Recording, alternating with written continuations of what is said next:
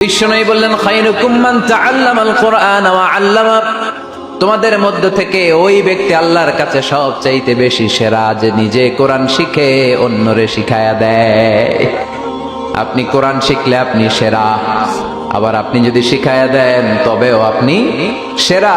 এজন্য কোরআন শিখানোর চেয়ে শ্রেষ্ঠ কাজ হয় না। আপনি যদি কাউরে শুধু সূরা ফাতিহাটা শিখান, কোন সূরা, ওই লোক যতবার জীবনে সূরা ফাতিহা পড়বে তার একটা পার্সেন্টেজ সওয়াব আমলনামায় আপনার আছে না নাই?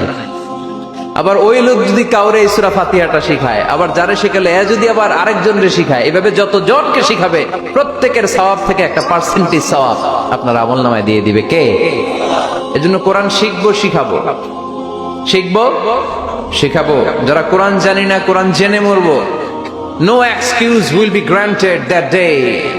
সেদিন কোনো অজুহাত আল্লাহ গ্রহণ করবে না। সব পারো, কোরআন পারো না কেন? সবই তো পারো।